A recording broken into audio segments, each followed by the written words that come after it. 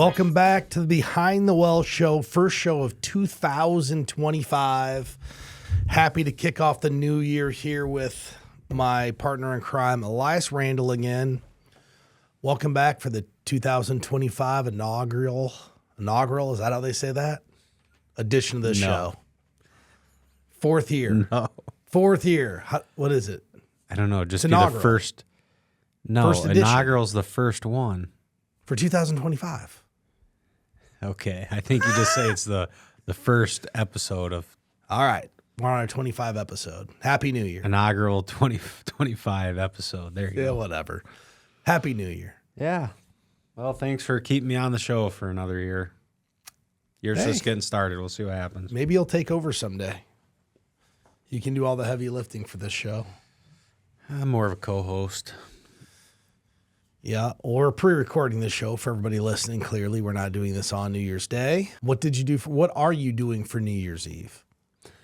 New Year's Eve and New Year's Day, we celebrate Christmas at my mom's house. That's right. You don't get away from Christmas. I forgot. Nope. Christmas, like it's a gift that keeps on giving. Thanksgiving ends at midnight, and then basically Christmas starts and goes until the end of the day on January 1st. So I don't know what time the show is going to air, but if it's airing in the afternoon, pretty sure I'm going to be on a ride at Epcot Center somewhere. Sounds fun. Yeah, we're going to New Year's to Disney and dinner at STK Steakhouse New Year's Eve, and then New Year's Day through the 6th, we're going to hang out at Disneyland or Disney World, whatever one's in Florida. Is it World? Yeah, Disney in Florida. Don't know. That's what we did for our little family vacation this year. Disney World is in Florida. I never can You know remember. what? I actually saw something the other day that'll help you remember this. How? Everybody's like Florida, California. Here's how. World, so WORLAND, WOR, Orlando, OR, Orlando. Okay. Disneyland, LA. Okay, I like California. it. Okay, I got it now. I think I saw a TikTok World's about Orlando. that the other day. So, well, good thing I saw that, or else you might not know which one you're going to.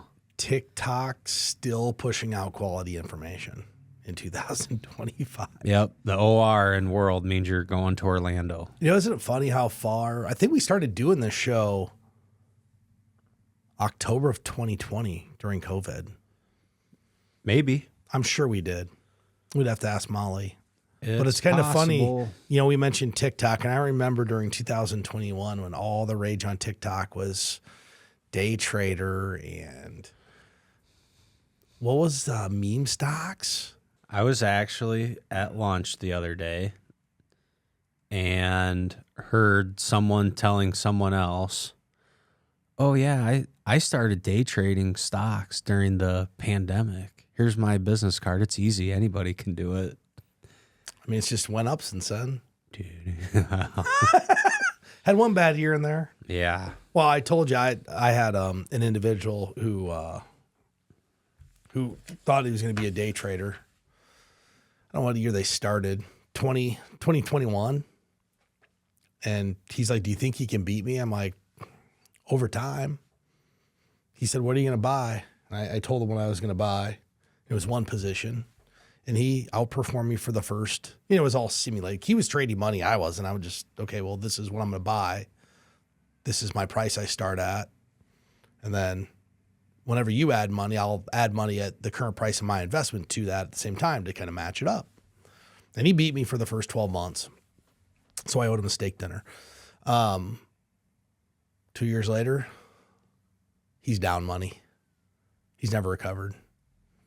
He's like, well, you're winning now. I said, well, you had 12 months, but I'll take the long term. And it just goes to show over the long term, just a really good investment philosophy is likely going to outperform a day trader. And it doesn't mean, so thinking about this, so this gentleman who said that's how he had his business card or whatever, doesn't mean that he's not doing okay, but could he have done better? Most likely. Right, like making money. Okay, well, maybe he's okay with not outperforming the market or even getting a market perform. just he's able to make a living doing it because he's using some leverage or whatever he's doing. That's silly though, because why would you want to own stocks and not get at least what the market does? Maybe he doesn't want a regular job. Hey, honey, I'm a day trader now. Is there like negative alpha where you can make a little less and it's okay because you don't have to go work a regular job? You to be a day trader? Sure. Well, I'm pretty sure the person sitting up at the bar where I was having lunch was trying to convince someone to give them money to teach them how to trade. Oh, so they had a trading system. Yeah. Yeah, no kidding. And they didn't do any trading until 2020. Yeah. So they bought a system. It's a pyramid scheme of some kind, likely. Could be. Don't know. I just thought it was kind of ironic that I was sitting there eating and that was the conversation just to my right. Well, it's 2025. It's a new year. Everybody set their new big goals. I know you didn't set one, but I did. I always set a goal for the year. I try to set a personal one, a business one, and a health one. Whether I accomplish all of them, I don't know, but we're going to try. But one thing that happened, one of my favorite authors has a new book out called The Soul of Wealth. And unfortunately, I haven't actually read it yet, but I did run across an article talking about it. And if anybody's looking, if one of your goals for the new year is improving your financial literacy or anything like that, I recommend that you go grab Daniel Crosby's new book, The Soul of Wealth. I've read 2 of his books, and every time I read them, I learn something new. And I think this one's the preface here is 50 reflections on money and meaning. So it's kind of like, deep. Well, I think what I like about Daniel Crosby, in none of his books does it ever really talk about how to beat the market or this strategy is better. It all really gets to the core, truthfully, of what we believe as a firm, that the psychological part has way more bearing on your outcome than the actual investments in there. Say more. Well, I mean, that's deep. Most people, if they can prevent themselves from making poor decisions, whether that's buying an individual stock or it's selling because they're panicking, if they can figure out how to emotionally handle money and how it really works, outcomes are better. So one of the things I always remember about Daniel Crosby's Laws of Wealth talks about diversification and how a diversified portfolio for anybody who owns that is really admitting defeat. I know that sounds weird, but it's saying I can't pick the very best stock. So because I can't figure out what the very best one stock is, I'm going to buy a whole lot of different securities to provide a more predictable outcome. Because let's be honest, the greatest wealth people have built in this country is through highly concentrated positions in one stock. And not from retail investors buying it. Let's think about it. Jeff Bezos, Amazon, Elon Musk, Tesla. Like, those people own one individual stock. They do not have diversified portfolios. Unfortunately, for all of the people who've accomplished that, there's way more people who have failed and never got to that level of critical mass. Thus, diversification is admitting defeat, wherein you want a more predictable outcome. Here's a good question. So should the everyday investor be attempting to invest like Jeff Bezos and Elon Musk? They didn't invest that way. They created a company. That's why they have highly concentrated positions in the stock. Correct. So unless you're going to have the amount of money to buy into that stock, likely no. Like if you created it, yeah, you're going to have a concentrated position. You're not going to be diversified. But most people should have highly diversified portfolios, in our opinion, that are created by the financial plan and the output that the financial plan shows you to help guide how to make you most successful throughout your working career and ultimately as you're retired. Yeah, it's like needles and haystacks, right? Why try to find the needle when you can just buy the haystack? Well, I mean, that's true. I mean, and some of this is philosophy. Like, we've had individuals before who've wanted to do not off the wall investments, but let's call them unorthodox, right? They want to do real estate or they want to buy speculative something or other. And the approach that we've always taken is not to tell them that that's bad or they shouldn't do it.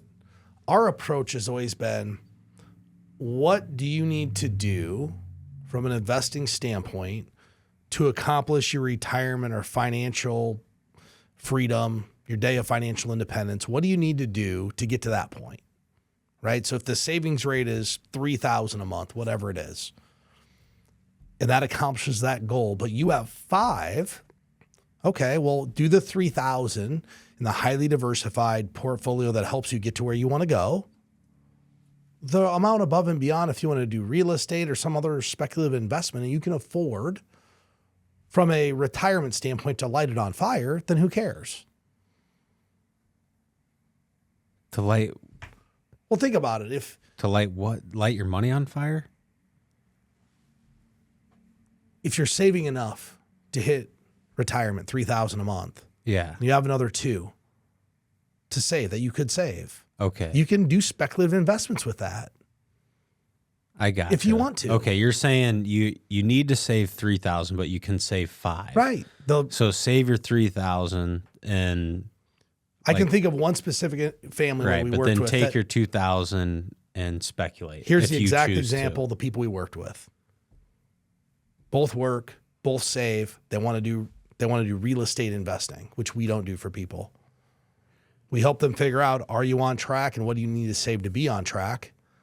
Anything above that, you could allocate towards real estate investing because it does not affect your retirement outcome. Yeah. I mean, real estate's not nearly as speculative as some things out there. It didn't have to be real estate because that's it could not be needed. anything. That extra money isn't needed. Right. It could be to buy a new house. It could be to buy a vacation house. Be for whatever you want. I treat my portfolio the same. When I need to do to retire, and then I have a small sleeve that I put it on the floor right there and lit it on fire, it wouldn't matter for my retirement and financial independence. I understand. Gotcha. So you asked, should people do it? Well, people should be diversified and get to where they want to go in retirement. But then if you want to do speculative and own one stock with the money that, frankly, has no bearing on your financial outcome through retirement, okay, go for it. But you have to have the baseline. You have to have this solid foundation to make it work.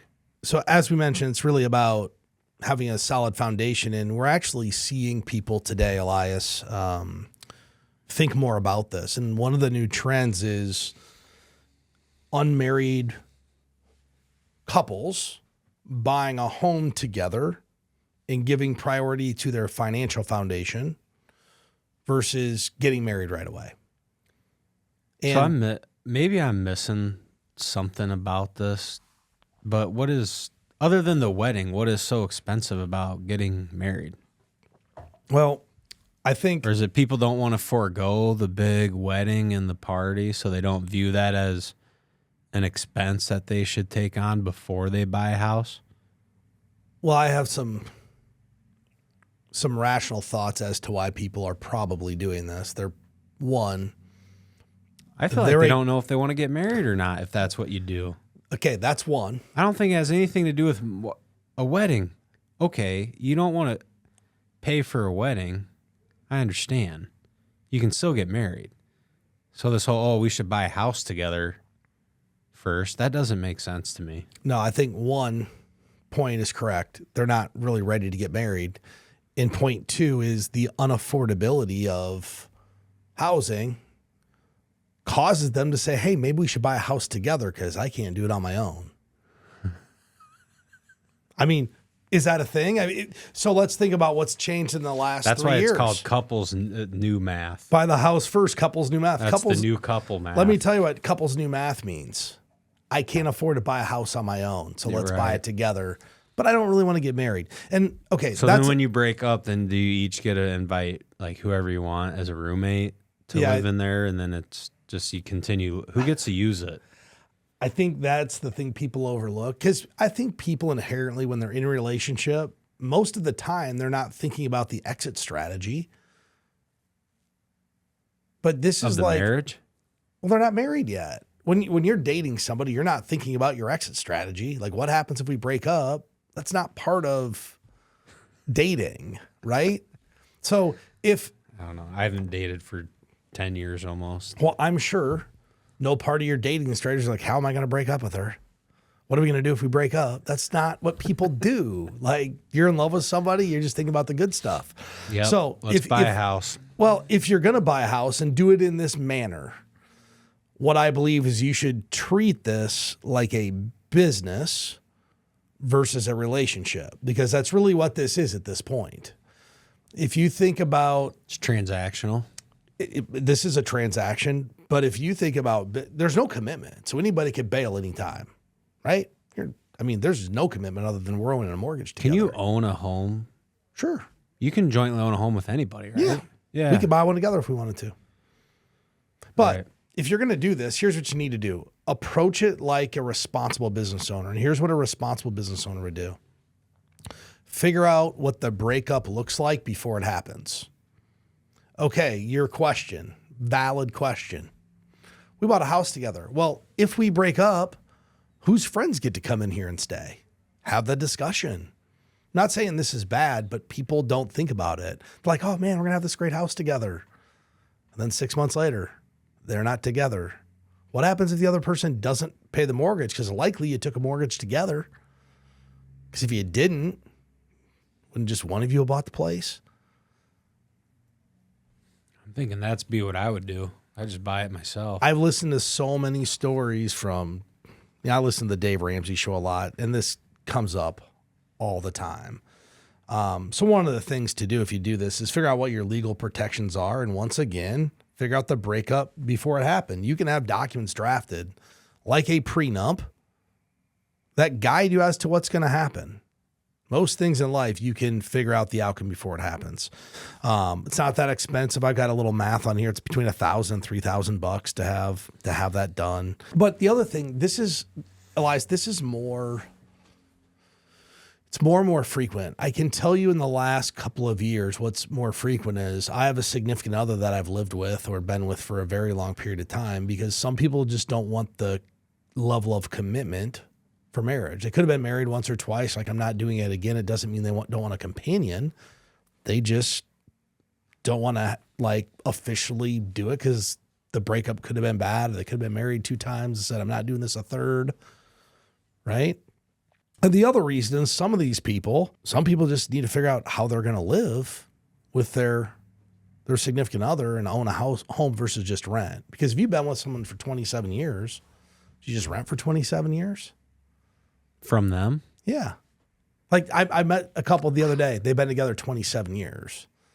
And one's renting from the other one, or they own their home together? No, I'm just saying you're not going to rent a house together. Like, you're not going to rent a house for 27 years of relationship. I guess. Maybe not. Maybe some people would. I don't know. I don't know. Probably shouldn't. I guess. Young people, too. There are young people that are getting married that are engaged, let's say. Many of them are saying, hey, let's just forego the wedding and buy a house too. Before they're married, they're saying forego the wedding. So there's a group of people out there that are buying a house together because they don't want to get married. There's also a group of people out there that are saying, hey, we're getting married. Let's not do the big wedding. Did you guys do a big wedding?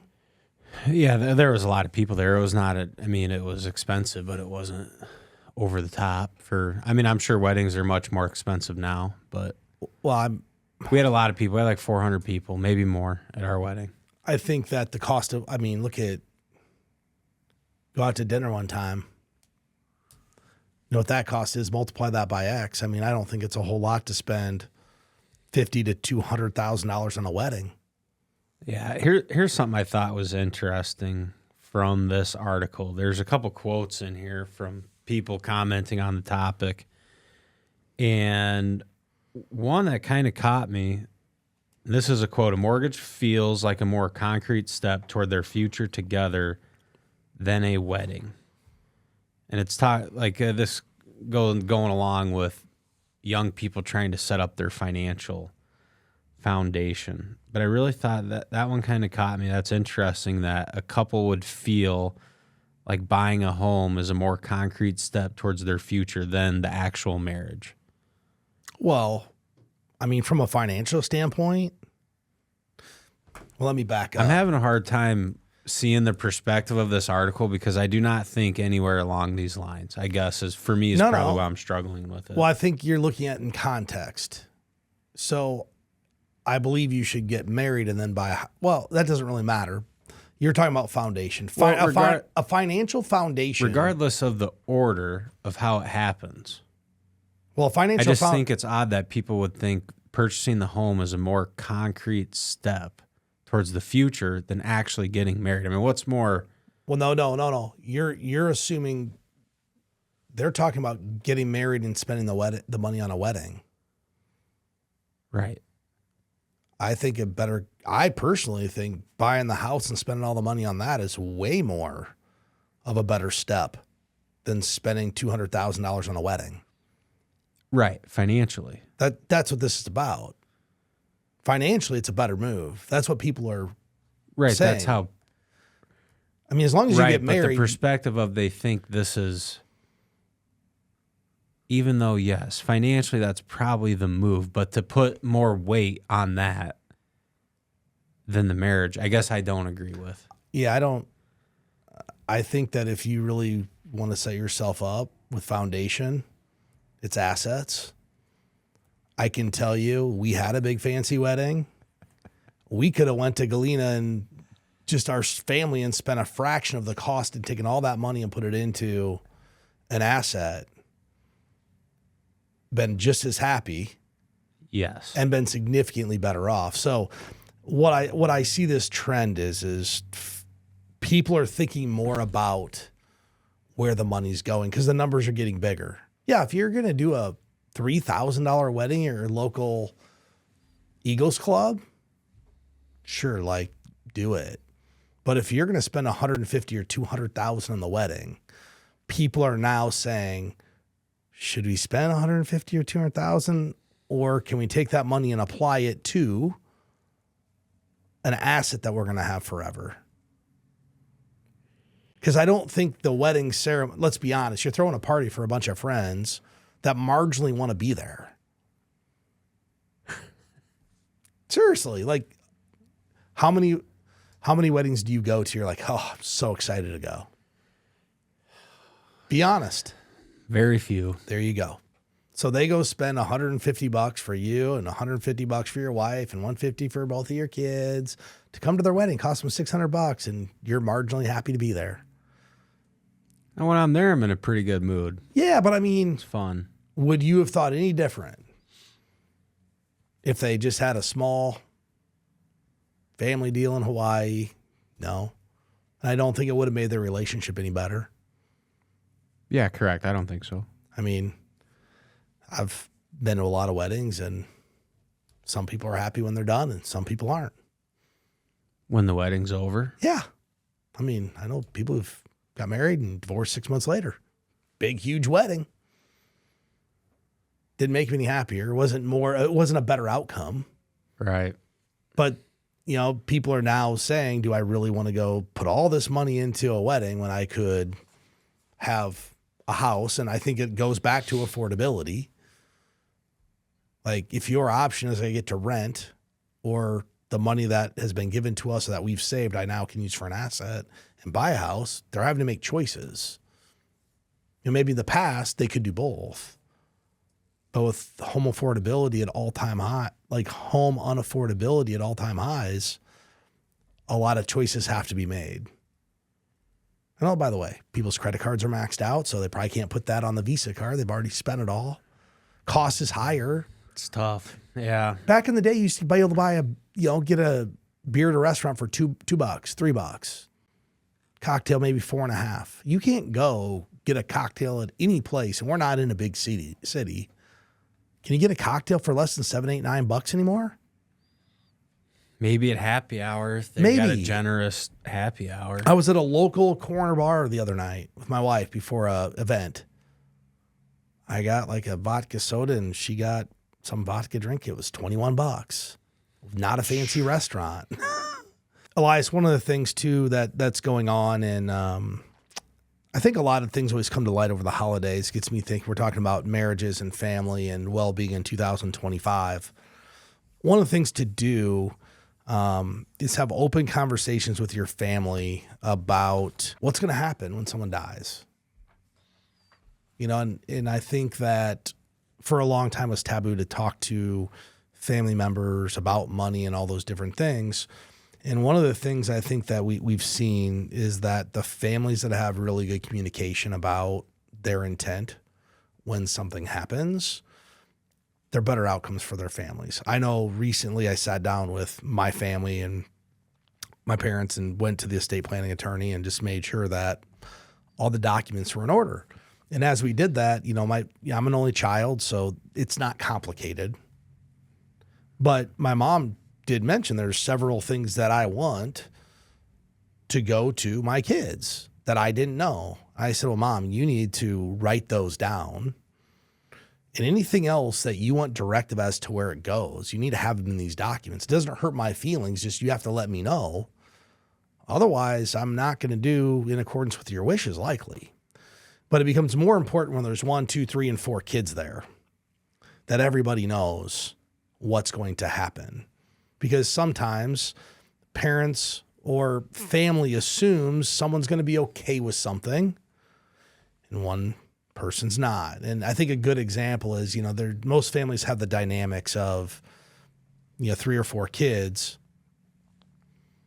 There's always maybe one that's really successful and one that needs a little more help.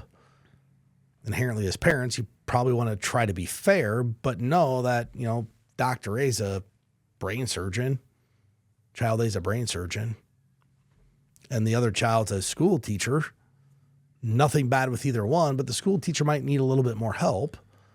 So they feel like they should leave them more, and they don't tell the other one. And next thing you know, when something happens to mom and dad, there's this giant falling out. Well, and the communication, just when it's more proactive, I think it's okay to have conversations, and you might even find that the conversations are very, very positive and help build the relationship. But in certain situations, if you don't leave everything and it's equal, right? Like the situation you just said, we have a family, one of the children's a brain surgeon, one is a teacher, both great professions. Obviously, the pay is much different from profession to profession. So if everyone knew, hey, part of our planning is we're going to leave more to X because they don't have the potential to make the type of salary that you're making. I think most families, if everyone's reasonable, I don't think anyone's feelings would be hurt if they knew the intentions, but I think kind of being proactive and having the conversation and talking about it, then you avoid everything just getting left and no one understanding the reasons why things happen the way they happen. Well, in part, what prompted this is I was doing a little research for today's show just on family dynamics and some of those different things. And I ran across a Warren Buffett article that talked about advice he has for all parents. And he said, whether you're of modest or staggering wealth, let your kids read your will before you sign it. Be sure each child understands both the logic for your decisions and the responsibility they will encounter upon your death. If any have questions or suggestions, listen carefully and adopt those found sensible, Buffett said. You don't want your children asking why in respect to testamentary decisions. Testamentary means, hey, these are my last wishes, which is just really good advice. He's saying, hey, let everybody know what the plan is, discuss the plan, make changes as applicable. And we've joked in our office, and in a joking manner, we joke about it. But we'll ask people, what's the fastest way to break up a family reunion? You know the answer. Throw cash on the table. Throw a $100 bill on the floor and see what happens. And that's what families are setting themselves up for. And, my situation's easy. It's just myself, right? Like there's nobody to argue with. But in other families, the dynamic's for your different. parents' stuff. And especially, one of the things that is really challenging if you're from the Midwest, you have family farm, 4 kids. One of the kids farms, none of the other 3 do. And we ran into this just the other day. We had an individual in this office, and the exact words were, we have a 700-acre farm. We're going to inherit a 700-acre farm. I have 1 child that farms. And if he continues and wants to farm, we'll have to leave him more. And it's not because they want to leave him more, but they know financially what it's going to take for him to keep it going. And this is where you have to have the discussion with the family, what's equitable and what's fair sometimes are 2 different things. Well, and hopefully the people in the family understand that, but it's probably better discussed before than, no plan, no way to figure it out. And now there's, a lawsuit involved and all that because people were not on the same page about what mom and dad's wishes were. Well, I have farming families that I work with, and some of these families, if you don't work on the farm, you're not inheriting the land. Which is a good rule because then that's going to stop people from selling it. Right. They don't want them to sell it, one.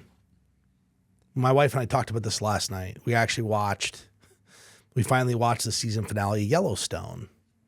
And my wife couldn't understand why, they were upset about selling the land. I said, well, I think families that have had land in their family for 50 years, 100, 200 years, there's a pride of ownership and they never want to let go of the land. If you don't own land, you probably don't understand it, but most people that own land want that to be part of their legacy. I know, like in Iowa, you're a century farm. It's a big deal if you had the farm of the family for 100 years, and it is a big deal because you went through you went through the Depression, you went through the 80s, like you made it through some tough stuff to have a farm and a family 100 years in the state. And once you sell it, it's gone, right? Never get it back. You might be able to buy it back, but. And that's where, you have a family dynamic where one person's farming, 3 other kids aren't, and you share it equally. Well, now the person farming, they're going to have to buy everybody else out because they're probably going to want to sell. Can they afford to do it? So right. I think it's why the point of this conversation is we're around the holidays. We're coming out of them. There's still holidays going on, just like you're having, Elias. There's time to have these discussions, and it's better discussed beforehand versus after the actual fact. It is. And in line with that, I think one of the easiest things people can do and should do is make sure your beneficiaries are updated and correct on your account. And it's a new year, so probably a good reminder, right? Every year there's things that need to be taken care of, and making sure your beneficiaries are right is something you should at least think about once in a while, especially, are you young? Have you been married recently? Have you had a child? Have you had a second or a third, right? You wouldn't want to be married and you still have mom and dad as your beneficiaries of your 401k plan or something, and then something happens. Forbes had a article out. It was called IRA Tragedies, 4 cases that show the pain caused by overlooking simple details. And it was about beneficiaries. And one of the stories in this article, someone had their girlfriend from they had their girlfriend in the 1980s, started working, never updated the primary beneficiary. So it was just the primary beneficiary was someone that had nothing to do with this person at the time that they passed. And then there was a lawsuit about it. And, the company was able to prove, hey, we sent out a notice every year to review your beneficiaries. Here's how you change it. The person had been logging into their 401k to look at it. But that is something from time to time you need to take a look, make sure it is the way you want it. If you get a will done, I think another thing to understand, if you have beneficiaries listed on your accounts, it does not matter what your will says. The beneficiaries of those accounts will get the money. So if you work with someone, do some estate planning, you get a will, make sure your investment accounts are in line with the will and the work that you've paid to have done, or else, I mean, you won't be surprised because you'll be gone, but other people will be surprised when they read the will and then the accounts aren't in line with that. And the will wouldn't matter at that point. And here's who it affects. New spouse, kids. I mean, nobody wants to unintentionally disinherit their kids, but that can happen. Yeah, 100%. Let's say you only have your 3 kids. I'll give you a Three scenario. kids as a contingent, but you've had a 4th. I guarantee this happens all the time. You ready? Sure. Mom and dad have 3 kids. And when those kids are 5, they switch jobs, they get a new 401k. Set a beneficiary. Mom's beneficiary for the account. We're going to leave the rest to grandma and grandpa because kids aren't of age of majority. They're worried about that. Well, kids are 28 years old now. Dad's still working the same job. Did they change beneficiaries? Hopefully. Like, unlikely. I've seen this happen a lot. You pull it up, you're like, oh, really? So mom's the beneficiary and then kids aren't the beneficiary, goes to grandma and grandpa. Well, people don't understand if mom and dad die in a car accident together, all the money goes to grandma and grandpa. Beneficiaries supersede everything. It's super important. Make sure you know what they are. Okay? IRA mistake number 1 is not having the best beneficiaries. IRA mistake number 2 is avoiding notices that are sent to you in the mail. Custodian can force liquidation of your account with 30-day notice. This actually happens more frequently than people think because there are 401k plans out there that if you have an $800 balance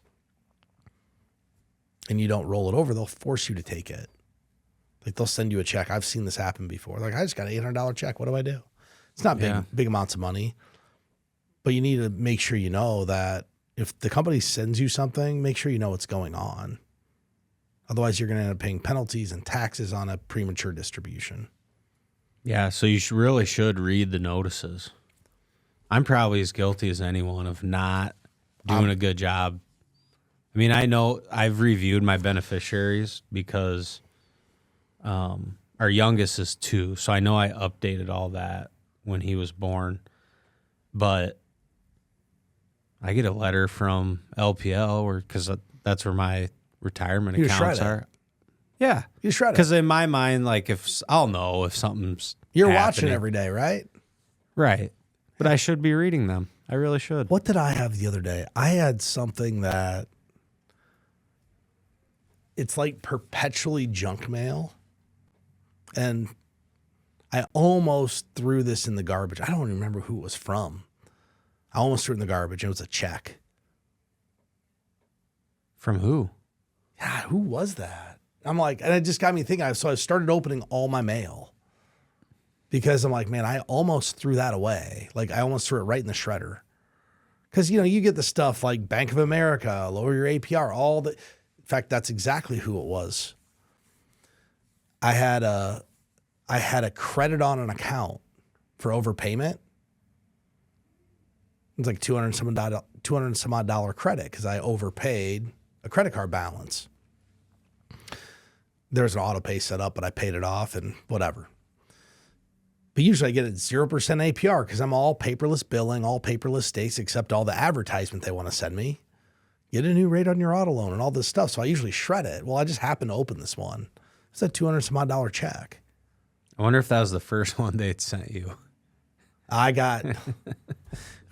have an insurance company that I've done business with for 20 years, and I get 2 checks a year from them for $16.28. And they sent me a notice the other day. They're like, hey, these 2 checks haven't been cashed. Are they lost or destroyed? I'm like, yep. I'm sure I just shredded it because most of what I get from the company is right, purely junk. So yeah, with that said, check your beneficiaries, check the notices you get on your IRA accounts, have those important discussions with your family over the holidays. Make sure everybody knows what the plan is. And if everybody doesn't agree, then it's the opportunity for you to discuss with the family why you're choosing to do this and kind of hash it out and make all the applicable changes. With that said, I wish everybody a great 2025. I hope when you hear us next week, you're still on track for your New Year's resolution. Elias, any final thoughts for the first episode of the year? Happy New Year. Thanks for listening. And it can only get better from here. Have a great New Year. Securities and advisory services offered through LPL Financial, a registered investment advisor, member FINRA SIPC. The opinions voiced in this show are for general information purposes only and are not intended to provide specific advice or recommendations for any individual. To determine which investments may be appropriate for you, consult with your attorney, accountant, and financial or tax advisor prior to investing. Premier Investments and Wealth Management and LPL Financial do not provide tax advice. Please consult your tax professional. Economic forecasts set forth may not develop as predicted, and there can be no guarantee that strategies promoted will be successful. There's no guarantee that a diversified portfolio will enhance overall returns or outperform a non-diversified portfolio. Diversification does not protect against market risk. Rebalancing a portfolio may cause investors to incur tax liabilities and/or transaction costs, and does not assure profit or protect against loss. All performance referenced is historical and is not a guarantee of future results. All indices are unmanaged and cannot be invested into directly. There is no assurance that the techniques and strategies discussed are suitable for all investors or will yield positive outcomes. The purchase of certain securities may be required to affect some of the strategies. Investing involves risks, including possible loss of principal. Consult your tax professional about eligibility to Roth and traditional IRA contributions. Contributions and earnings in a Roth IRA can be withdrawn without paying taxes and penalties if the account owner is at least 59.5 and has held their Roth IRA for at least 5 years. Traditional IRA account owners have considerations to make before performing a Roth IRA conversion. These primarily include income tax consequences on the converted amount in the year of the conversion, withdrawal limitations from a Roth IRA, and income limitations for future contributions to a Roth IRA. In addition, if you are required to take a minimum distribution, RMD, in the year you convert, you must do so before converting to a Roth IRA. This information is not intended to be a substitute for specific individualized tax advice. We suggest that you discuss your specific tax issues with a qualified tax advisor